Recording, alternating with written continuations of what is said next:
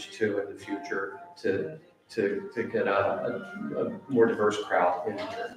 So if you can, on your way out, do that, I'd appreciate it. There's also a sign-up list if you want to be on my email list.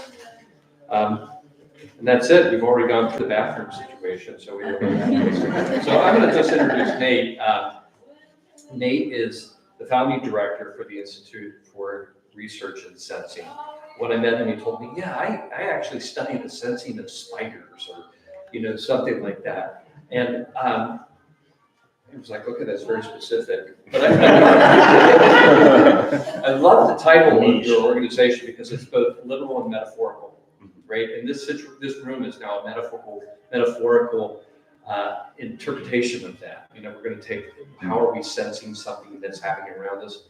We've got a group of people who are approaching this in their own work practices in different ways. So integrating that into this larger conversation to me is vital and really valuable. So thanks for being a part of that.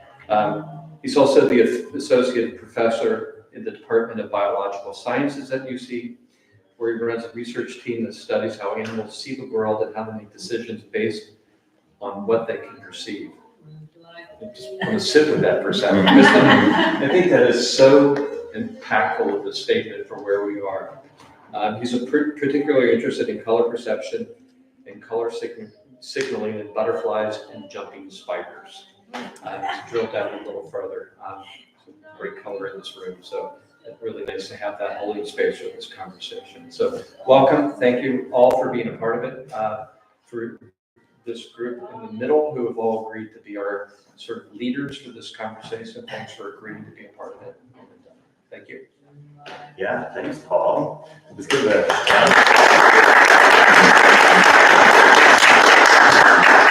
and make sure that if this is your first event for All Else Pales, there's a list of events that are happening over the next couple of weeks that are really worth your time to take a quick cell phone snap up or something, or follow Studio Kroner on Instagram, etc.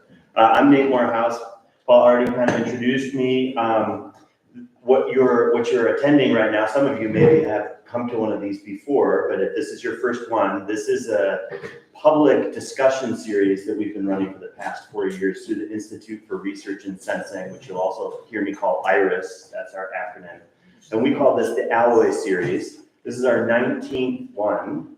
They're pop-up events, they're always free, and they're discussions on something related to sensing, perception, or sensor technology development. What we're really trying to do with these is have people encounter each other on a topic. We're always trying to curate really diverse voices and perspectives. Oftentimes the people in the center of the conversation that we've invited in have never met each other, or maybe even encountering each other's perspectives for the very first time. So the work that we're doing here is just simply to meet and then to wander together in conversation. Devan's going to help us with the wandering, but it kind of takes off and just goes somewhere. When these work well, the audience speaks as much of the time as the people we've invited. These are not panels. I've already told the people that we've invited, we think of these as anti-panels. They're meant to really be conversations. We oftentimes call the people we invite conversationalists, which is we need to find a better, it's too long of a word, but that's the point, is that we're here to converse with each other. So please, if you're here in the audience, feel free to raise your hand, chime in, toss anecdotes, share from the heart. Be concise in your thoughts as well, so that there's space for as many voices as want to chime in. But we're really excited to join Studio Kroner, All Else Pales 2, and Paul and Devan's work to really bring awareness around crucial and ever more pressing needs around our interaction with the environment in this age of the Anthropocene. So thanks again for joining us, and I'll hand it to Devan. Yes.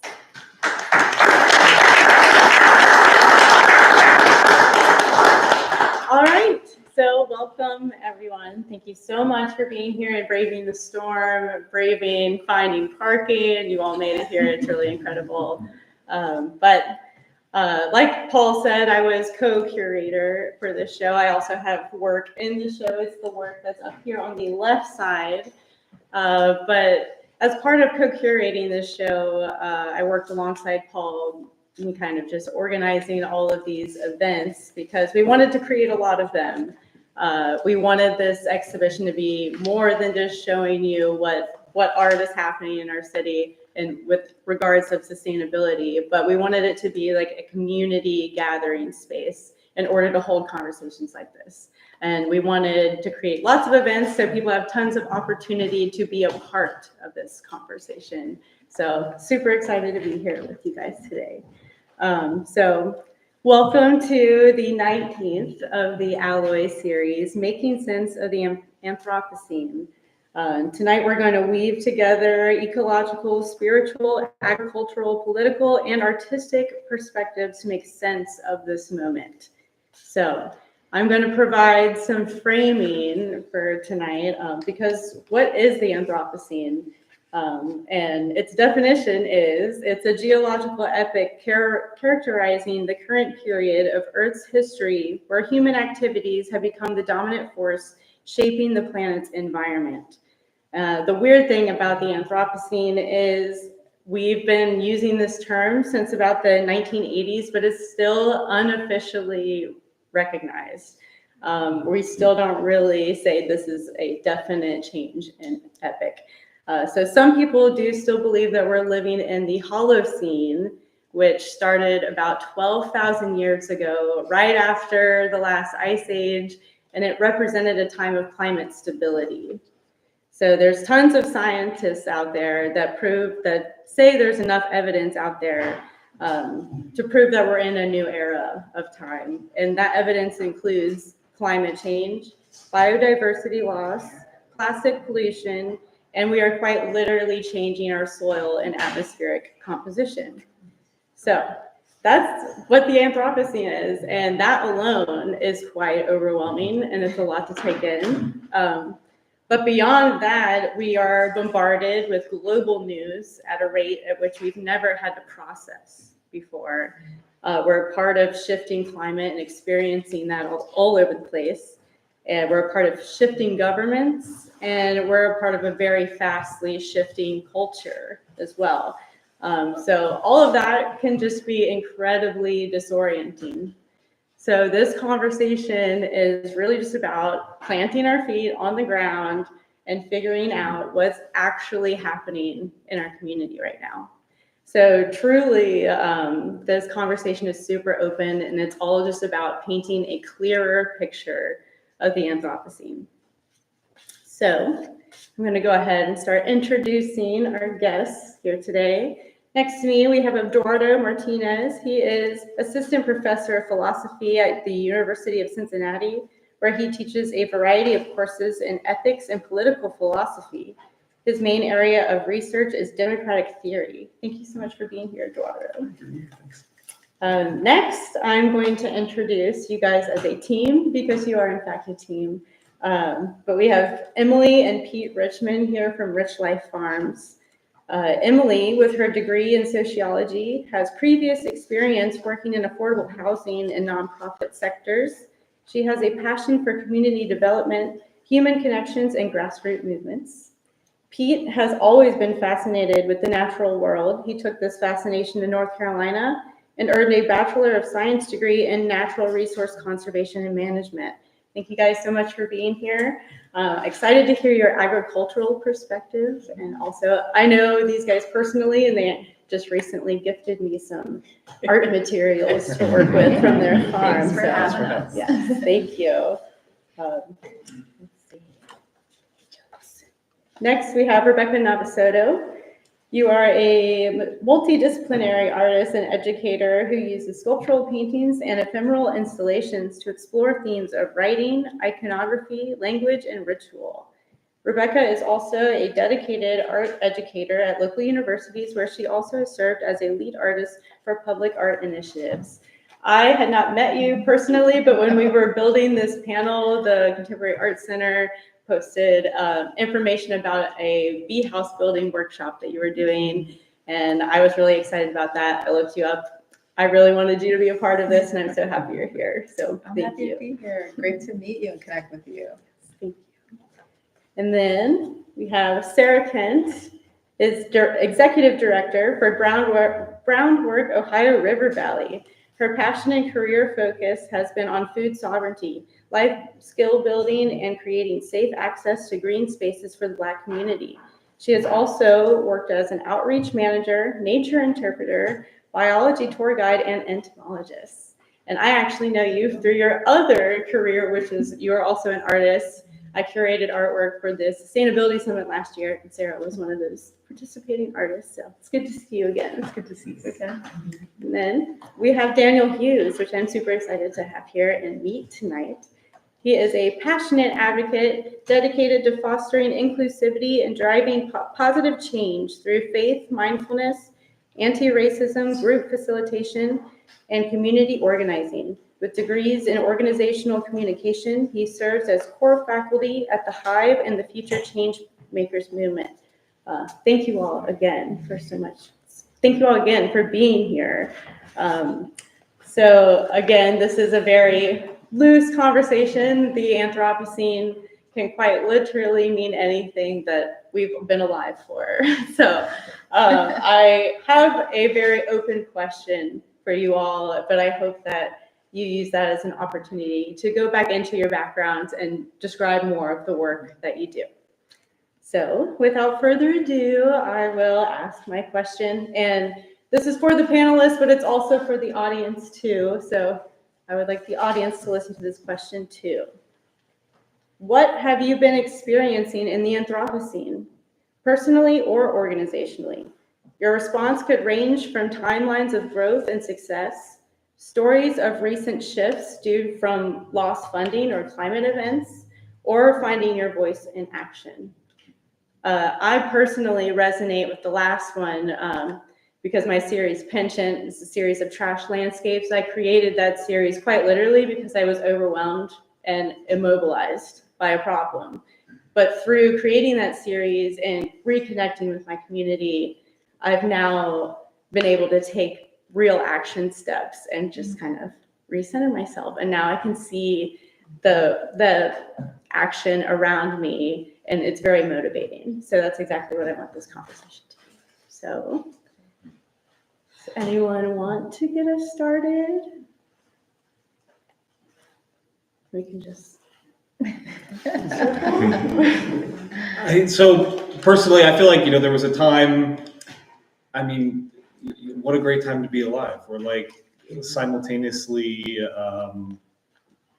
optimistic and terrified about the future, and also like saying goodbye to everything that we grew up with and, knew as our life. I think there was a time when I was definitely like anxious and concerned about human impact on Earth and in all ways that plays out.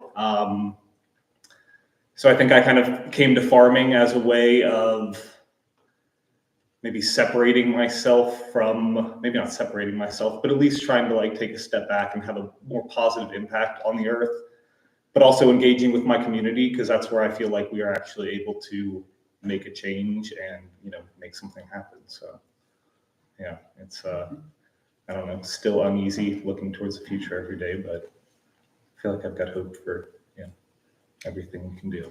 I agree. I feel that we're in a time where we can choose our own channel to take in information. It's a sort of a post-truth world.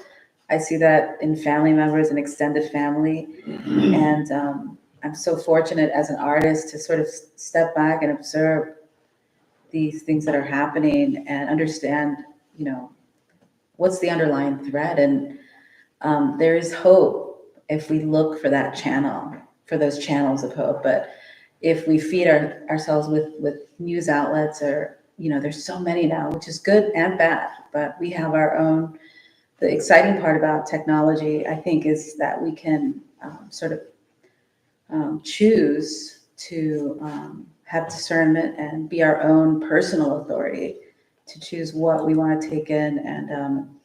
And so in this way, yes, I feel that for me personally, it's been exciting to, in this era, of the Anthropocene is that in my practice, I look towards archaic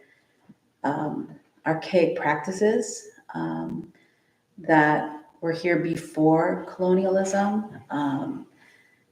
Interestingly enough, it was science and the new science of medication and health and mental health that led me to that after decades and decades of, committing to the systems that are here.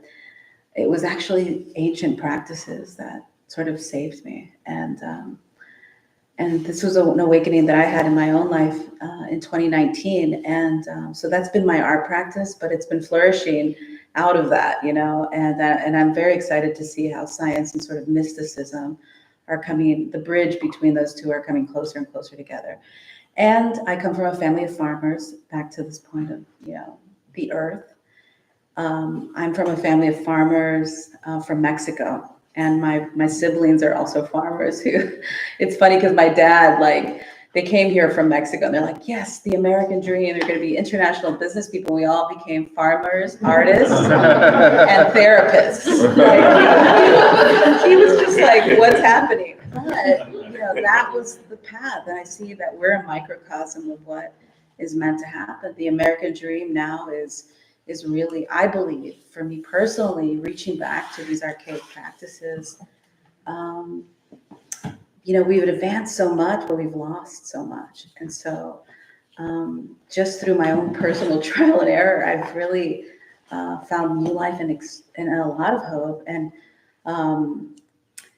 so yes, I look to my brother's practice, for example. He just started Old Growth Cooperative, which is a local business that helps to landscape but regenerate native plants and native plant species, pollinator gardens, sort of the anti-colonial approach to landscaping. And I think people want that, and it's a good, so he just started this about a year ago. So the ritual art practice that I've embraced since 2019, I bridged with my brother, Benjamin Nava, an Old Growth Cooperative in the CAC workshop. So these ancient practices that I've been exploring in my artwork, I wanted to figure out a way to use it in a utilitarian purpose, to have a real impact in the physical realm that we're in. So I did my whole process of ritual art, including the ritual, including the bee houses, the native bee houses. So this helps to regenerate native plant species, and it's good for the environment. It's what we need now, and that felt great. So I think that the world is becoming more multidisciplinary. I know I'm jumping around a lot here, but for me, this has been my path to bridging to my family lineage, to what my family is doing now, through my art practice, and through healing through ritual, and that's completely merged with my art practice now. So that's where I'm coming from. Yeah, I'm definitely on a very similar trajectory as far as just reconnecting with personal history and going back to farming. And it's just very interesting how a lot of us are seeing this way forward is actually going back. Right, going back. Yes. Mm-hmm.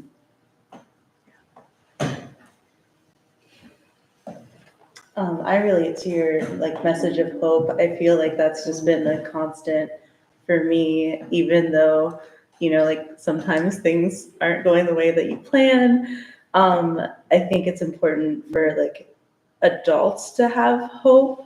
Specifically in my work, we're encouraging young people to give back to their communities, and they want to be able to do something tangible. So we're giving them, from research that we've done on just climate change and having poor air quality or low tree canopy or heat islands, we're able to create meaningful connections for our youth in different communities in Cincinnati that need it the most.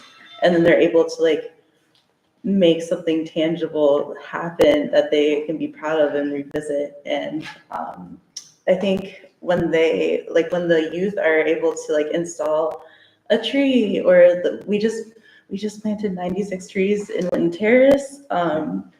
They can go back and look at that and be proud of it, and it also gives hope, like, to the families. So I've been really, like, kind of, like, I have to keep up with executive orders and everything that's going on with the world, but I also am trying to, like, hold on to that hope and encouragement for, like, our youth's sake. I also thought of you, think, Adrian, when I heard the question too. I teach environmental ethics pretty much every year at UC for undergrads, and then I've been teaching a new course on climate change this semester, which is a little more, it's more of a seminar, it's more intensive, and we had this kind of public engagement component of it. It was interesting to see the students, they were really surprised with what they learned about their peers. So I had one group that did these kind of short form interviews of other students about climate change for like TikTok and Instagram. And one of their takeaways is they were really surprised about how many of their peers actually like didn't know much about climate change. Like, we spent all these weeks in the class and then we thought everyone knew this stuff, and a lot of people didn't. And so I think that is a kind of, of course, there's a kind of just level of experience you get as you go on, but it was a kind of, I think, a more general lesson, which speaks to Paul's point when he started us off, that it's easy to think about climate change as just like a two-part population, people that deny and people that accept it. But within those is actually a lot of differences, right? Just how salient it is, how they're thinking about it, how they're experiencing the Anthropocene. I think that was like a nice kind of small lesson. And maybe with youth awareness of that, that also creates an opportunity for a way to make a change. Like, there's actually still a lot of room for education, communication, even within like these so-called camps that we sometimes divide ourselves into. Yeah, I mean, I think it's hard to really have an understanding of it until you get into a very specific facet. It's easy to hear all of this noise and just kind of like be like, yeah, climate change, but you can't really have an impact until you find your rabbit hole, and relate it back to you. So like, we started farming and the goal wasn't to have this sustainable lifestyle that, gives back to the earth and is better for the environment and everything like that. Like, we started it because we didn't want to give the best of ourselves to other people. But then once you have a better understanding of it, like, okay, this is also giving back to the earth if we choose to do our practices this way, or if we, source from another local business that's better for the environment, less. It's hard to see the big picture. Most of the time you're just reading facts, Right. and it feels so That's right. separate from you. So like actually starting a farm or actually volunteering somewhere and like Right. actually Seeing that tree it. grow, it's hard to have that understanding until you actually see the impact. Yeah, I appreciate you bringing up the word noise, and you said rabbit trail, and you said the last question. I think for me, I've in the work and kind of in relationships I had, people were struggling to find their voice. Rabbit trail amongst the noise, amid the noise, and there's a lot of noise. And so, how do you discern, like, what is yours to do? And that overwhelm leaves a lot of people kind of lost and really, I think you're talking spirit, but I think really relying more on like ego to protect, right? Like I got to protect what I have, I got to protect my safety and security, versus leaning into kind of the unknown or the spirit, the mystical that you're saying, and developing that muscle. Yeah. It's like, what can I control, right? How do I isolate? How do I strive? Like, that's ego to me. My ego does that. My ego's afraid, right? And so I see a lot of people who are kind of like, how do I show up as my real authentic self and then move forward in community and then do that out there in the world? And so I think a lot of people are just really confused and not knowing what's the next step, or if I take the next step, it's the wrong steps because it has to be perfect. So I think that makes sense. Yes, well, that 100% makes what sense for me, especially in the realm of sustainability. It can just be daunting. Like, am I being sustainable enough? Mhm. And it's a never-ending journey. And I started as an oil painter. Now I'm working with botanical pigments. I'm starting to look at where I'm sourcing my linen. It's just a never-ending process. And so I always say that to people, that you don't just wake up and you're this thing one day. Like it's about the journey and figuring that out. But starting is key anywhere. I heard something recently that like really resonated with me, that we have this mindset that the best is still to come. And just the idea of, well, maybe that's not true. Like, what if we're in the best right now and you don't have to make a plan or wait for the next action. You just do your best in the moment. And it takes a lot of weight off my shoulders to kind of view it from that perspective. Yeah, the pressure of always having to improve. Right.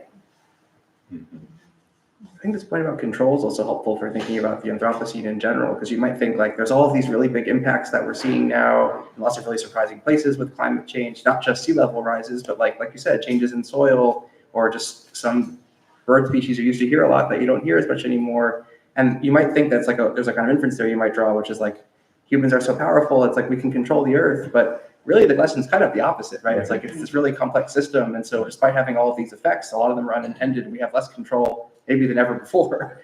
And I think that can be really one of the ways people can feel paralyzed. I certainly see that with a lot of young people. But there's also, I think, like you're kind of suggesting, there's a way that can be empowering if you approach it in the right way, because you can still see yourself as a member of a broader community, also in relationship with different forms of the non-human world, the environment. And if you can kind of orient yourself differently, you're not trying to control every aspect of your life, every effect that you're having. That is kind of more empowering in some ways. Yeah, I think, just taking in information doesn't really do it for us. It has to be a personal avenue, an invitation to engage with the rest of the world. And I think that there are crises that we have internally that, call to us to connect to our place in the world.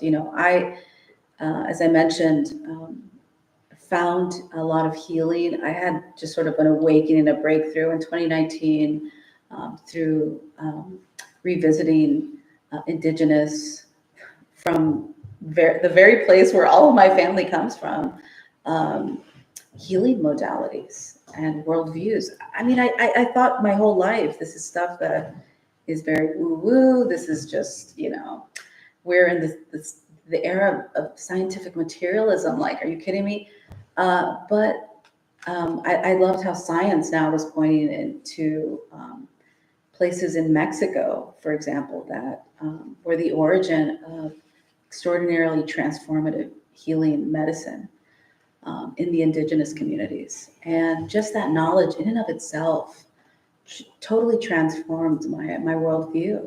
It made me believe in this world that I always was interested in as an art person, as something real and something impactful, like something that wasn't just, I think I'm talking about like, earth medicines, something that was hedonistic. It was something that could really connect you to another realm that we've completely forgotten.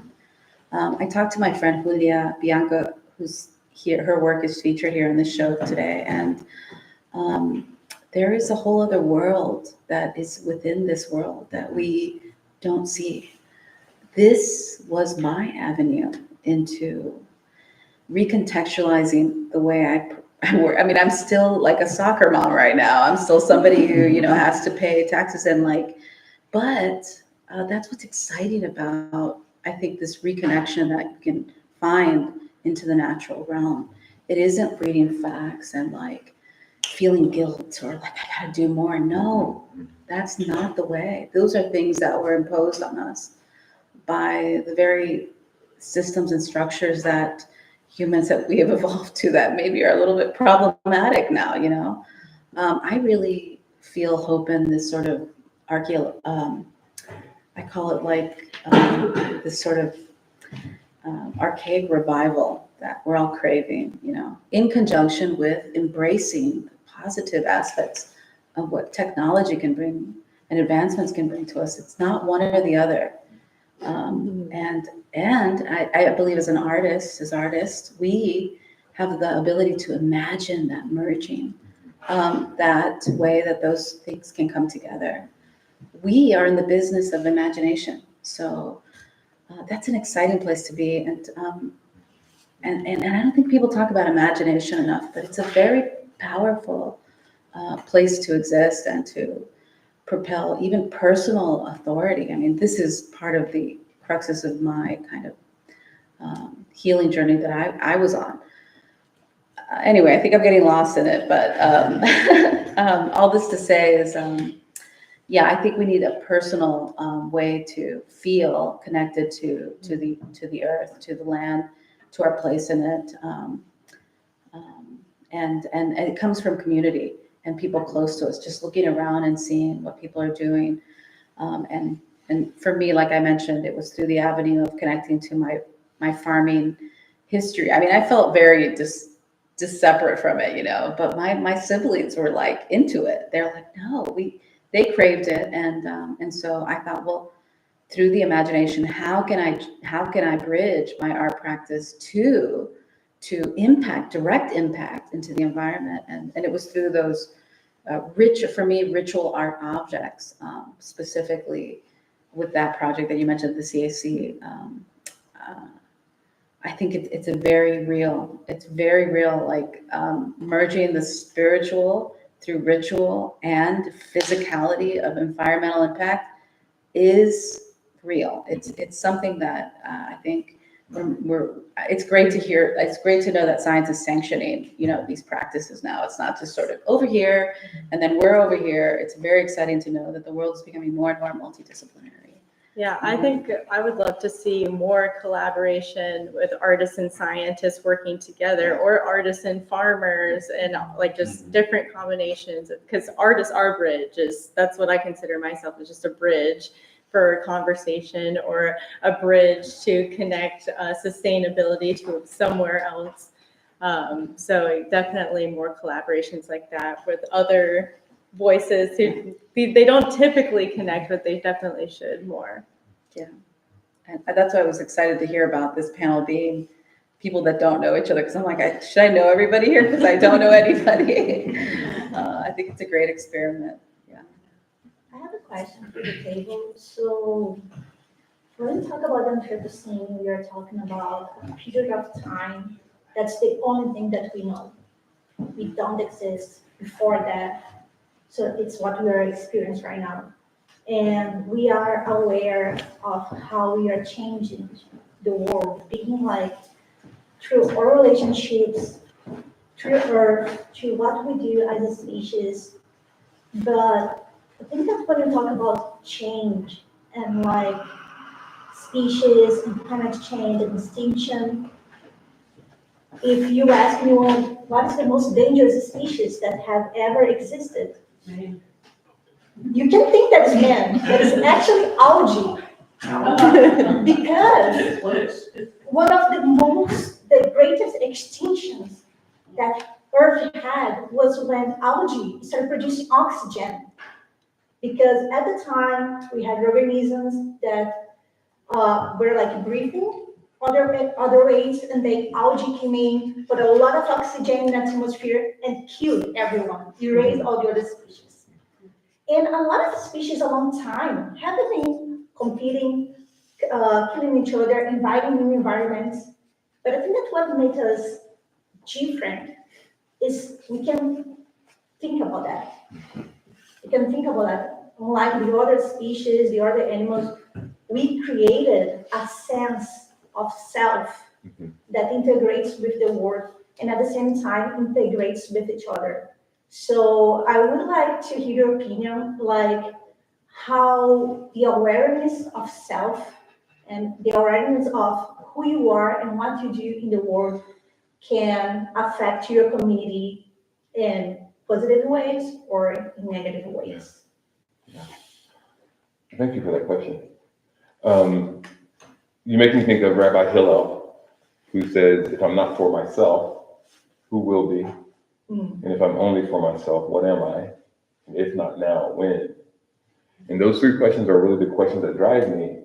And for a long part of my life, I lived separate from self, when I was saying about ego, I was living in fear, control, like, right, striving.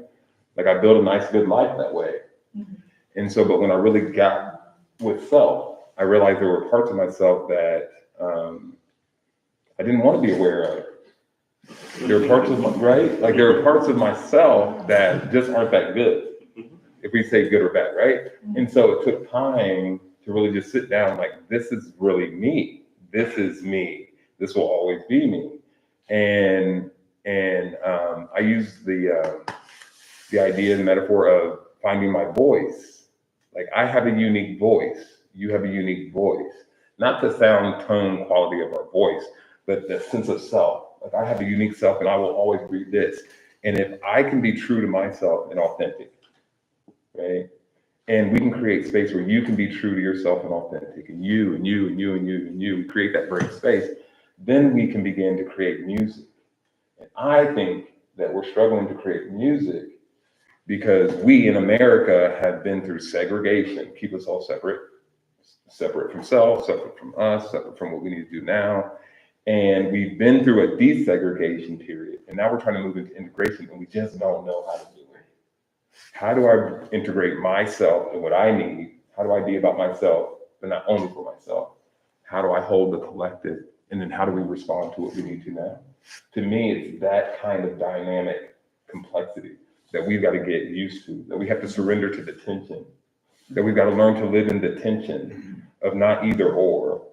We can talk about a pluralistic society, but we've got to learn to live into that and then to surrender to the other or to love the other, right? Like, does that make sense? Yeah, it does, it does. Awesome. That's what you, that's like kind of, that's where I hang out at. Let me hear your voice. I want to hear how you make sense of the world. And if, can I appreciate the way you're making sense of the world? Can you appreciate the way I do? Yeah. And can we create something together? Together. I think a lot of times right now, I'm hearing that people will shut down another point of view when some one thing doesn't align now with your with what your beliefs are. And I understand that there had to be that period of time when, you know, people who were not given a voice had to express that and be marginalized. But I feel that I think we're moving into this place that you're right, we don't even know how to come together. I mean, but I just feel that you're right, that the authentic individual voice has to be found first by questioning external influences. Like, we're very programmed to like be in a tribal mentality, you know, to like be a part of different groups. But I think that can be problematic to a certain degree, that if we don't, you know, seek and discern what our individual voice is, we're going to be kind of in maybe a herd mentality on any side, honestly. And it might be problematic as we try to, you know, move forward as a global people, you know. I have a question. I mean, you brought up our intellects, and that you know, if we're talking, I mean, it's interesting to me that we would even name a period after humans. It all seems sort of like we glorify the thing that makes us different, we think, from other animals, but we honestly don't really know how animals think. I mean, we don't even know if we're seeing the same color when we're looking at a color. We're agreeing that red is red, but what does red mean behind my eyes? We don't know that. So how do we know that animals don't think? How do we know that algae doesn't not think in the way that we do, but it's doing something? And so I think a lot about the structure of language itself and how that separates us. And what is it that, like, because I know I was very interested to hear your introduction and the idea of color. Like, why is there color? Like, what does it, is there a purpose? Does everything have to have a purpose? Does it have a purpose? What is the idea of a butterfly or a hummingbird's, you know, I don't know, I'm wandering here, but like hummingbirds, if I'm understanding things correctly, their feathers reflect the light. We perceive that, like, so that it's like there's a relationship, a language that color has, and perhaps animals talk to each other, like that's a language. So I guess I wonder about this, when language started for humans, did it separate us? Because I'm gonna back up a second. I'm also an artist, and somebody was talking once and assuming, well, you know how everybody thinks in words, and I was like, oh yeah, I don't think that way at all. I think very visually, and I think I'm going back. There was a lot that you said that you were talking about, and also the idea of authenticity. And I think about this idea of the American dream, and I think we all have dreams.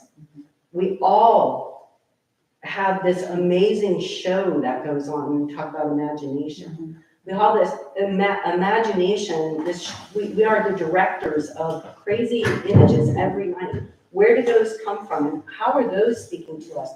And is there important, like you said, there's so much that comes at us, and we can be programmed to think this is what we want.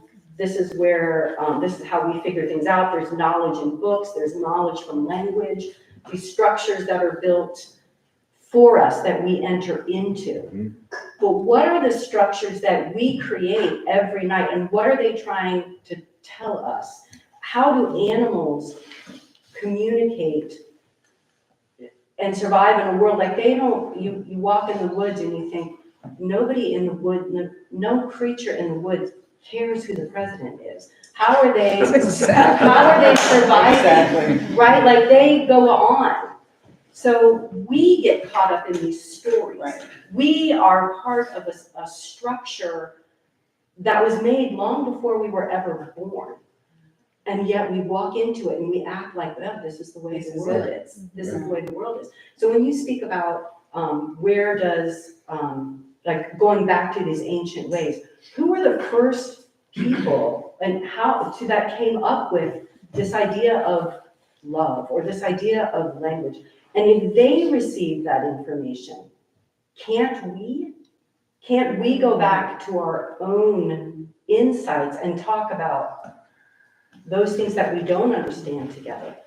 I think part of it too, relating back to the American dream, is the idea that like financial success is the ultimate indicator of success, because if you actually like follow your heart and do what you need to do, that might not, you might not be a lawyer, you might not be a doctor, but like you're doing what you want to do, and that has a lot more value to me than like the monetary value.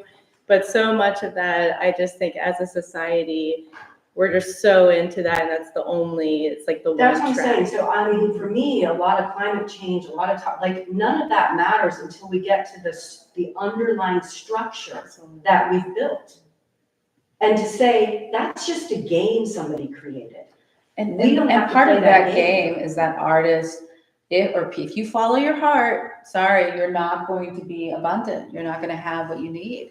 And we all buy into that idea. Yeah. What's exciting about social media now, one of the benefits of that decentralization of authority and gatekeeping is that we're seeing examples, and you can find examples of people following their heart and not having to go through these systems that have been laid out for us to find abundance.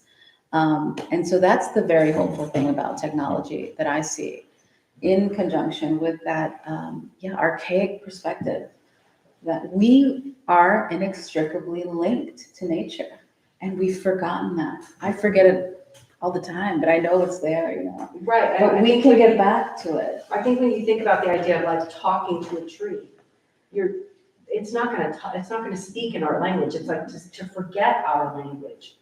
What is the language? What are other languages? What are lost Interestingly enough, languages? Nate could talk to this. I did just see a video of like, this is how a bee experiences a human. And it was very visual and sensorial, and it can make you approach the entire world in a different way. Yes, Yeah. the presidency, the government, all of these things. Is that irresponsible to think that way? Is that irresponsible to choose to approach the life that way? But we can hold that paradox of the two now in this contemporary society. Yeah, I believe we can.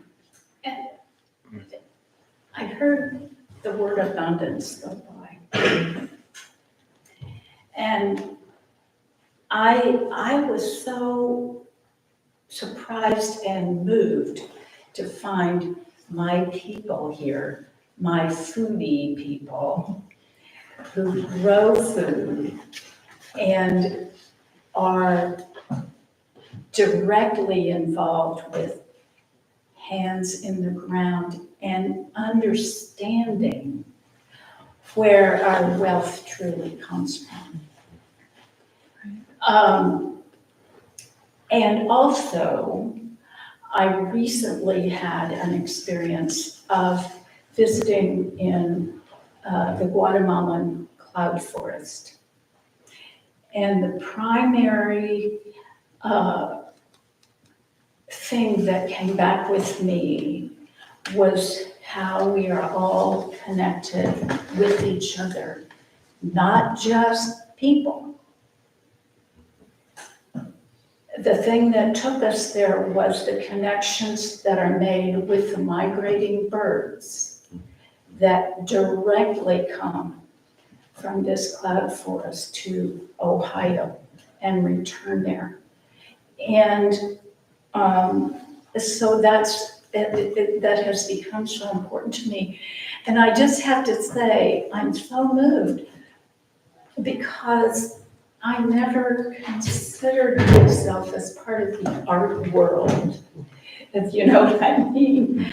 And I have just been so engaged since I found this gallery and see all the connections with the creative people, in addition to the creative people that these young folks, I was at Finley Market yesterday. And I just find this so wonderful that people are here understanding and communicating through all these different ways and coming together. And it gives me hope because I have been involved in politics and particularly as it affects food and farming. It can be discouraging, but I'm seeing in all of the creative people that are in this room, and the people that are engaging young people and looking at how young people are being encouraged to connect with each other. Some very hopeful signs. I'm really happy to be here. That's great. In a sense, I have like a general question too. We talk about connection with nature, connection to each other. And usually when, like my sense is like when we talk about connection to nature, that we have to return that we have to reconnect with nature. My question is, what is connecting? Because if we see us as part of nature, what we do would be nature. So where we set the line, like here is human-made and we are going to consider everything that is human-made not nature, and from here forward is nature. And in which point to say, I'm connected to this person, and at which point to say, I'm not connected to this person. So we have all those features in life, ways to connect that they don't seem to me as I am connected, I'm not connected. It's more like a gradient that's going to speak to each other in a different way.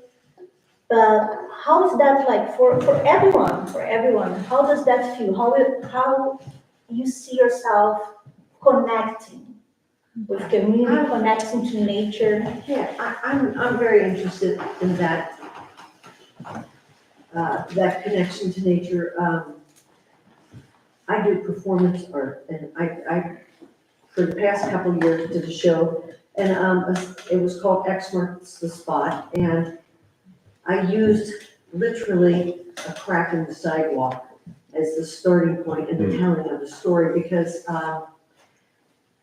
and I may ramble, but, you know, I think there's this, frequently an idea that nature's out there. And so my premise, or I don't know if it was my premise, but just look at every year, the same sidewalk, the same weed comes up and people try to get that weed out of there.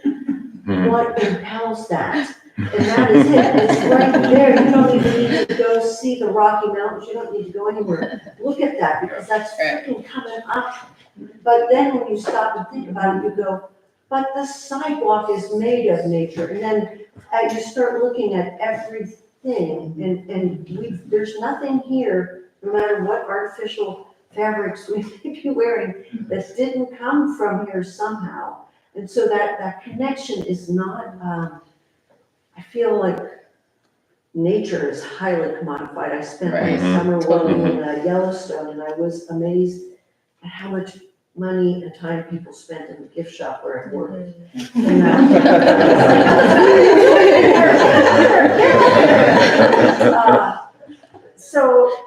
So that connection, just bringing it down, and I'm working on a new piece now, but just that whole thing of where are you standing right now? Where are we? What watershed are we in? Where's the sun? Where's what direction does your house face?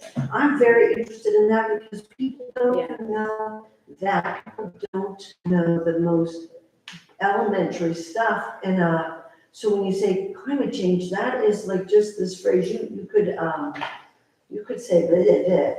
It's just, it doesn't matter, because what does that mean? Because to stop and realize our climate has only existed for 10, 12,000, 10,000 years. This is it. This is the moment where the I don't even know that word, you guys. I have it in my range. But this is, I don't know. It's right here. It's always right there. here. I was in my studio the other day, and I'm always saying I should go take a walk to Parker Woods. It's right there. Yeah. But then I always just stay in the studio to work. And I had this like swarm of little nesting bugs that just arrived. Oh my gosh, yesterday in my studio. And I was like, oh no, oh, what's this? And then I think they were just born, and they like were seeking the air, because I had this screen, this cloth screen that connects with these magnets, and the little babies flew to the screen, like seeking the air. I'm like, oh no, I gotta call an exterminator. I'm thinking, cost and everything. Suddenly, this swarm of birds come, and they land on the top of the screen on the other side, outside, and through the screen, they ate them all. I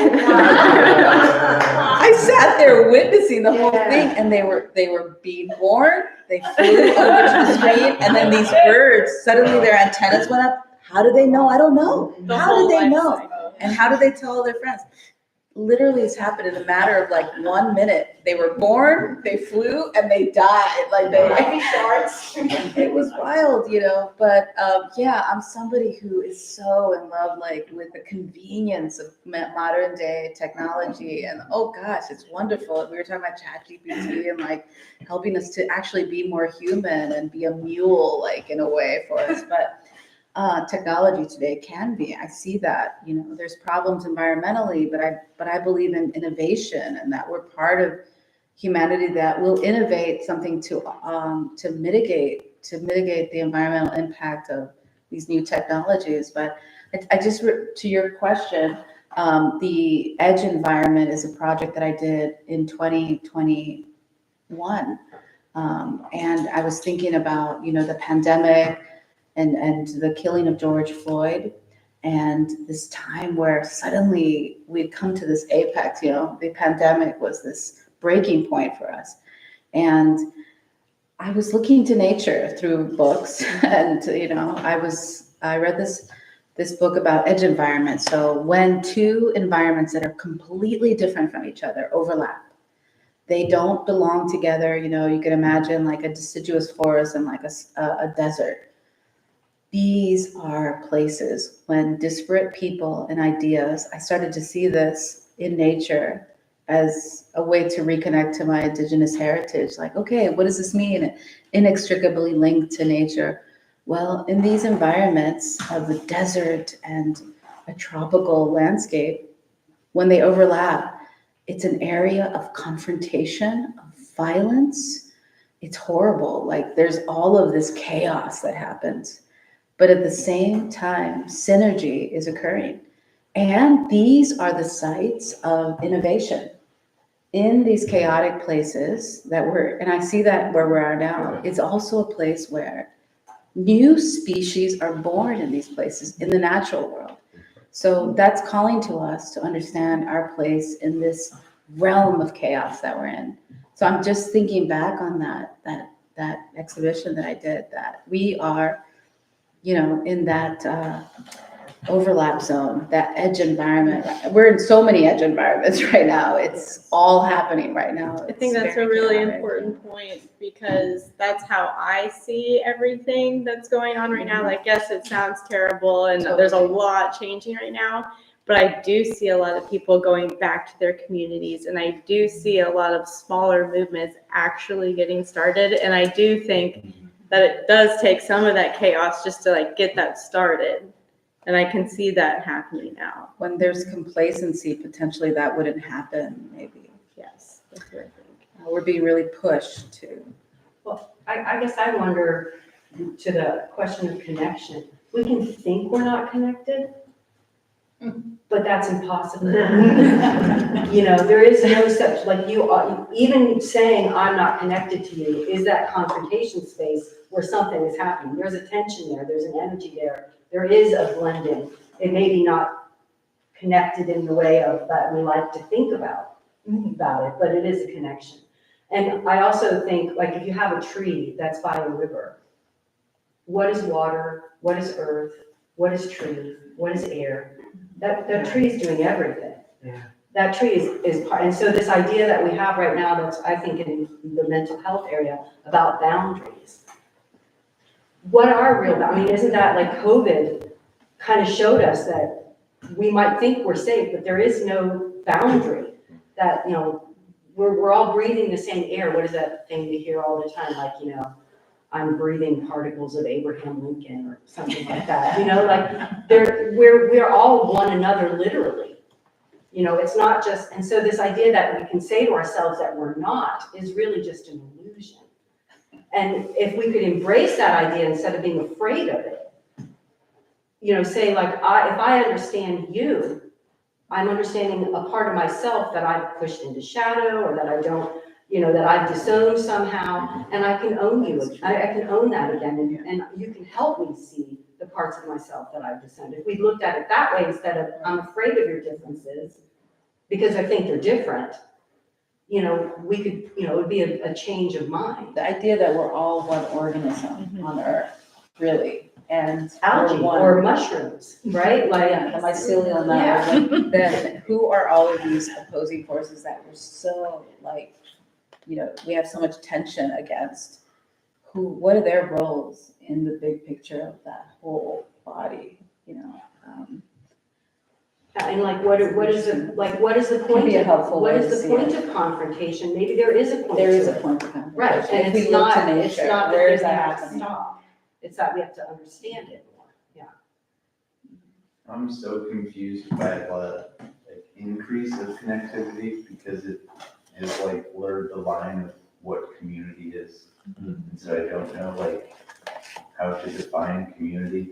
I don't know if it's geographic or if it's worldwide. And you know, when you talk about the Anthropocene, it's for the world. So what we're experiencing at that moment, but it's crazy because you listen to news about stuff happening on the other side of the world and you get concerned over that, but you have no effect over it.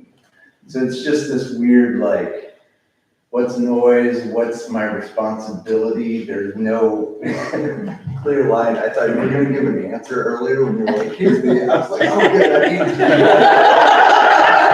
But, I don't know, yeah. Somebody knows. No, 30-year-old me had the answer. We become less sure.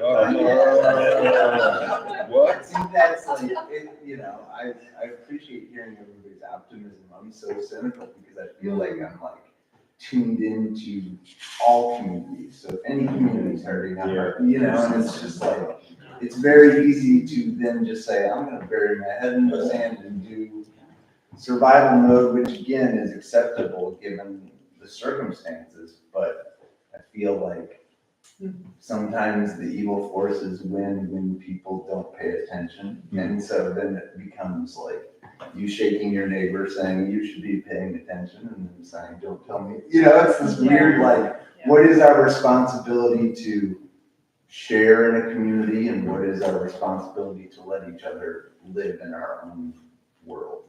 I don't know the answer. I thought you were going to get that. I think it's interesting in the Anthropocene because the idea that a lion might be part of the community of lions around the world, but if a lion on another part of the world is doing something bad, the one in Africa doesn't care. But we do care, right? And that's why we are in the idea of Anthropocene. For me, the idea that hasn't been shared yet is the idea of entropy. So we are not going back. Mhm. So the idea that we want to do what was done 20 years ago, 50 years ago, is not happening, unfortunately. Let's be real. So we are connected to nature here in this moment. There's wood here. This piece of wood is not going to go back on a tree. It might go back to a new tree in 2,000 years. And for me, this understanding that we had responsibility for that tree to become this and not be sure that it's good or bad, it's, from an ethical perspective, it's very problematic. And so to be knowledgeable of that is different from, I believe, other type of animals.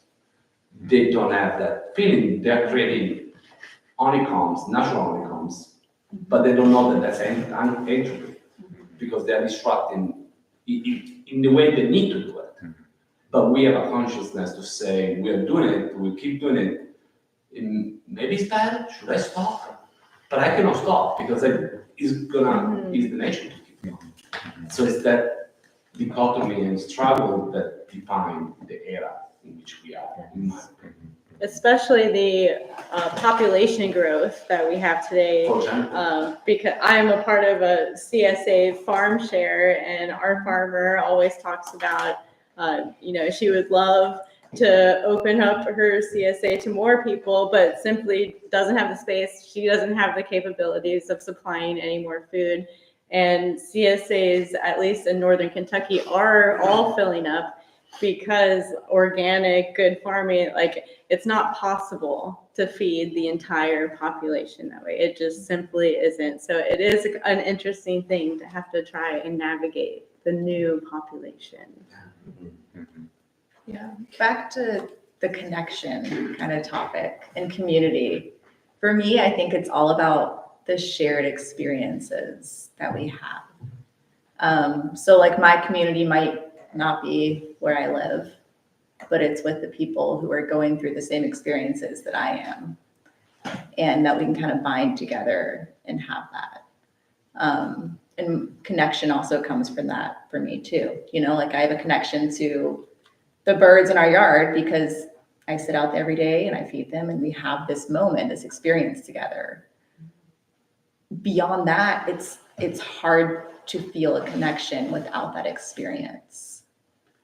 I don't feel community when I go to downtown New Richmond where I live because I haven't experienced anything with them, I think a sense of community also takes the pattern and repetition, and you go back a few times and really, because that's an established connection, and then you really feel comfortable in your community. So it is something that you have to repeat and find that comfort in. I think you did provide a little bit of an answer though, which I think goes to the challenge that you mentioned, and also your definition of the Anthropocene, which is the challenge of the ego. So I think there's a tension here, right? The ego allows us to not only be aware, unlike the lion, of the bad behavior of other humans elsewhere, or the good behavior, etc. But there's this attempt to control, and community and connection oftentimes form most deeply and authentically, A, embodied, and B, ego decentered, right? Think about the deepest connections you've had with other human beings. Oftentimes, the ego is not the center of the show.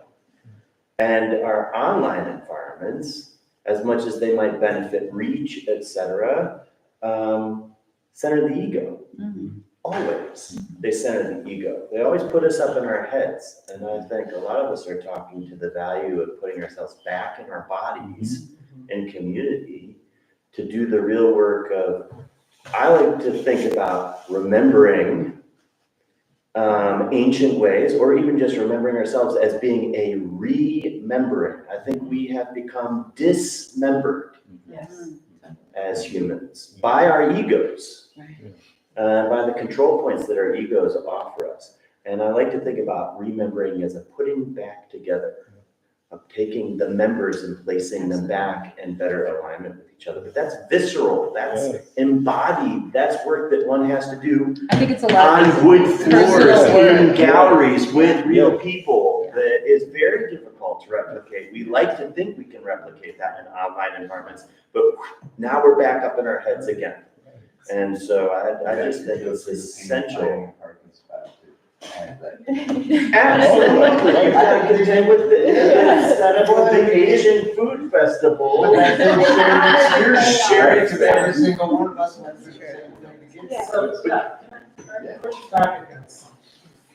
Because there seems to be a tension in this conversation.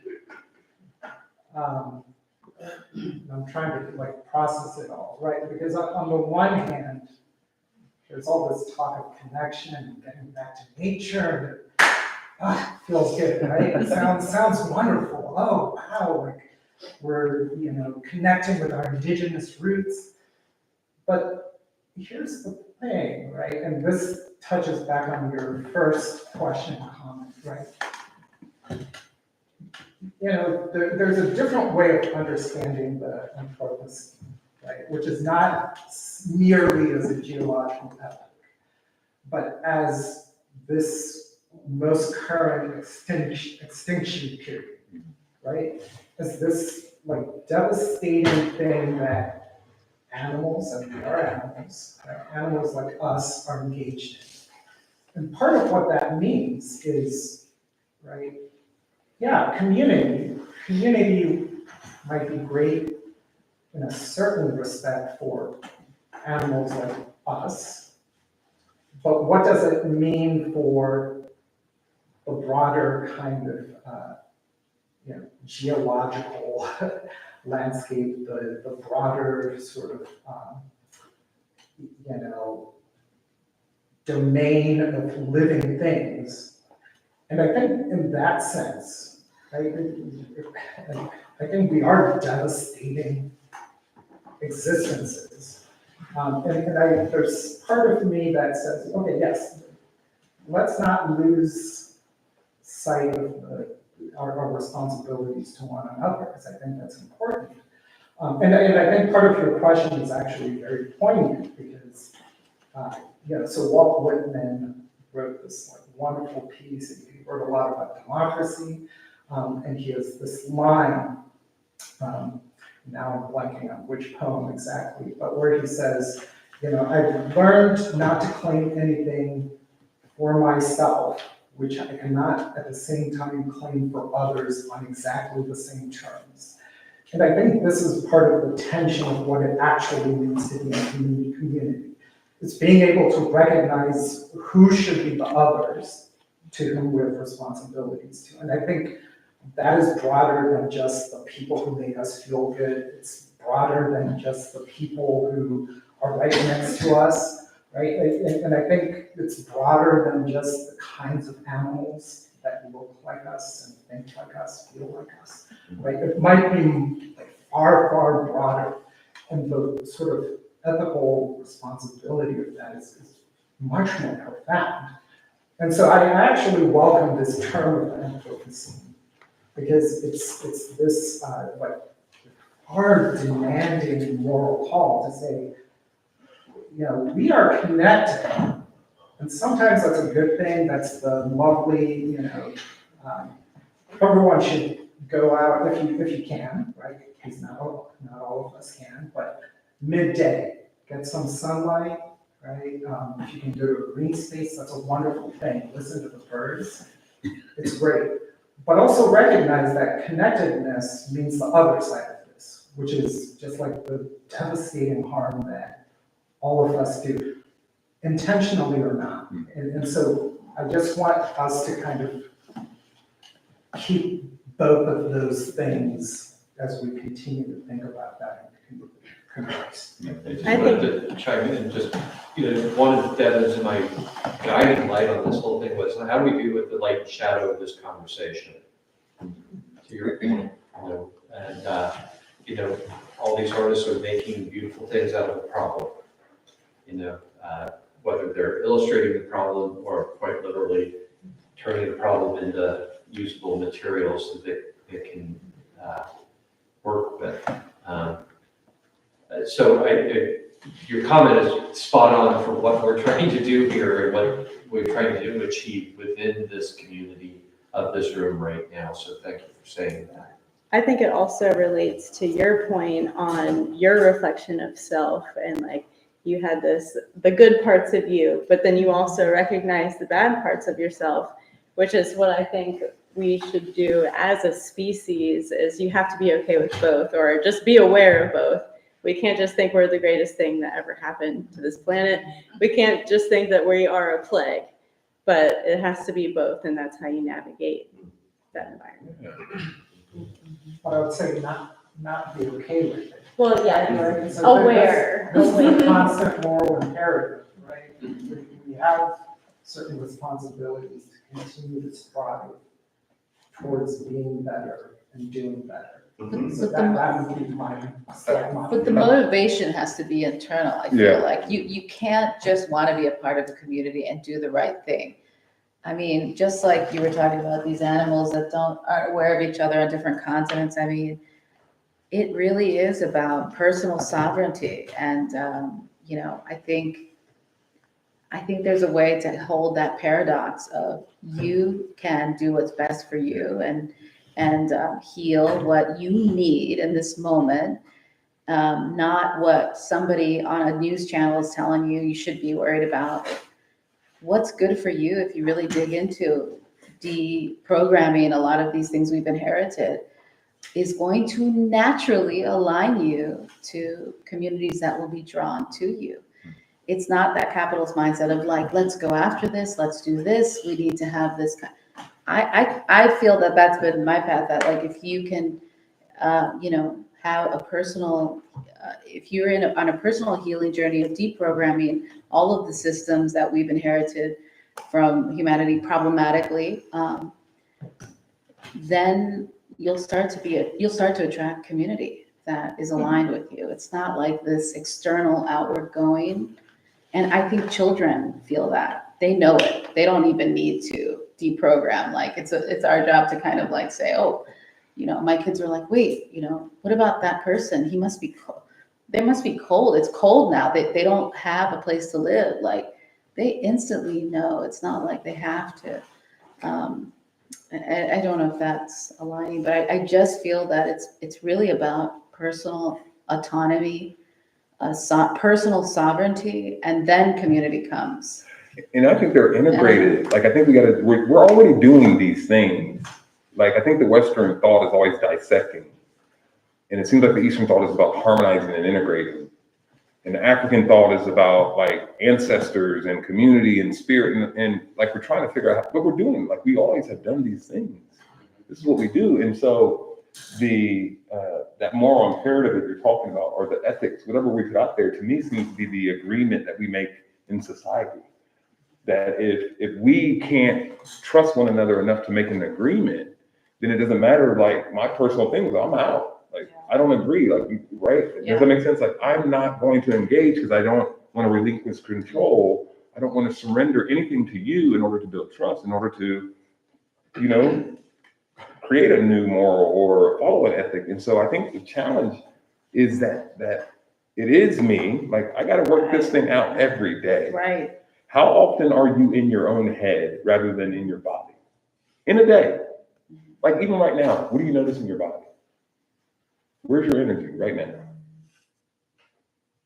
You may not even be in the room. Right? We go away, come back. Like, this is just us. Like, this isn't anything wrong with us. To me, it's just what we do. And so to be aware, like, right now, I'm checking out, and know that I'm checking out. Right? And then if the question comes my way, just be honest. I checked out. Like, I'm sorry. Forgive me, people. I checked out. And then just re-enter. But I think it's hard to be honest about who we really are because of that programming and the narratives that group. And I say the noise is what you were born into. I don't care where you were born into noise. And you learn to make sounds out of that noise. And those sounds, those stories, those narratives are still going forward with us. And we have to, I think, pause and kind of sift through what we need and what we want and carry that forward and integrate that in with the new stuff and all that. But I think we got to slow down. This conversation in the church world, we would say this is a prophetic conversation. And you know what happened to the prophets? So in the church world, where does humility come in? In my view, most humans need to access a little more humility and remember that we're all just food. We're food for everything else.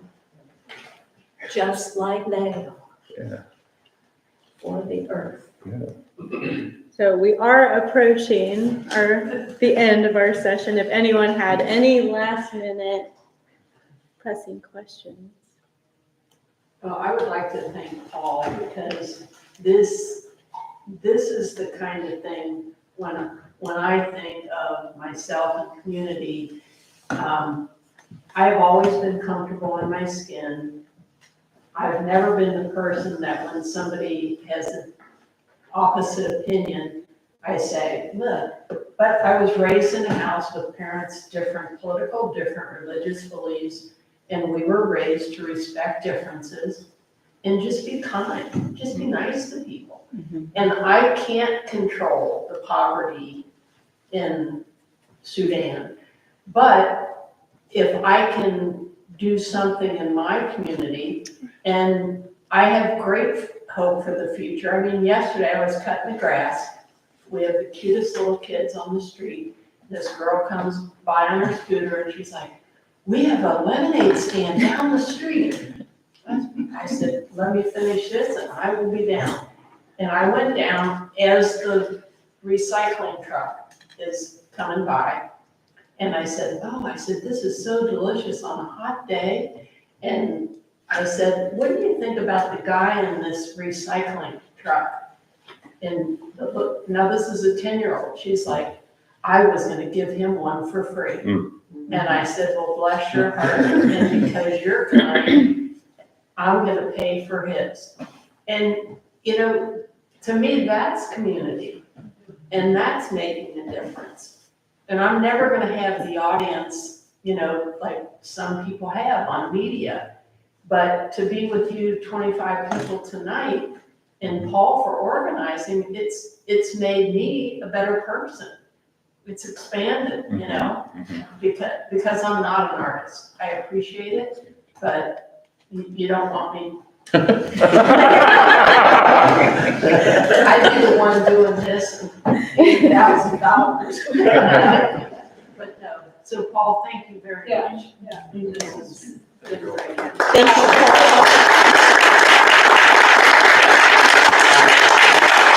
I want to thank you all because this conversation, this space that we've held here together today, this is what this show is about. This is it. This is exactly what I was hoping to have happen in the course of this 5-week run of this show, is this event tonight. I'm moved emotionally by this, listening to everybody and the thoughts and feelings and sincerity and depth of your thinking and the sharing of the openness to this. It's just terrific. And, I'm sort of blown away by it. It's happening in here. And how cool is that? And how cool are all of you for being here and being a part of this and choosing to do this with your Thursday night. So thank you very much. It means the world to me. And so thank you. Yeah, thank you.